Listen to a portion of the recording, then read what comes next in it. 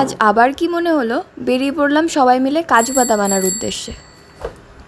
সবাই মিলে নানান গল্প করতে করতে বন জঙ্গল পার করে অনেকটা সাইকেল চালিয়ে ফাইনালি আমরা পৌঁছালাম আমাদের ফাইনাল ডেস্টিনেশনে। কাজু বাদাম দেখেই দৌড়ে গাছের ওপর হামলে পড়েছে যেন একটা ক্ষুধার্ত প্রাণী। পৌঁছানোর আগেই দেখি ওরা গাছটাকে পুরো ঘিরে ধরেছে। এদিক ওইদিক চারিদিকে খুঁজে খুঁজে ফাইনালি ও বাদাম পেয়েছে। আর ফল খেয়ে মহারানীর বক্তব্য, এই বল রে কেমন লাগলো খেয়ে? ও সুপার, মনে হচ্ছে যেন অমৃত।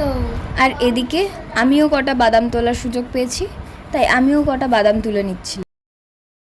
বেশ অনেক কটা ফল পেয়েছিলাম, কাঁচা পাকা, হলুদ, লাল, আর বেশ সুন্দর দেখে। গাছের উপর উঠেও বাদাম পাড়তে শুরু করেছে, পুরো হনুমানের মতো। ওর পেছনে শুধু লেজটাই নেই, বাকি ওর প্রত্যেকটা কাজ হনুমান সুলভ।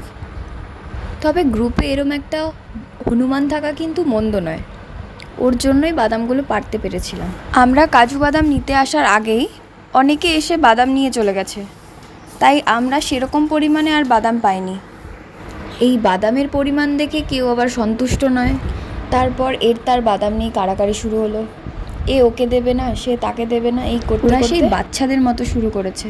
আমি তো কিছুতেই ওদেরকে থামাতে পারছি না।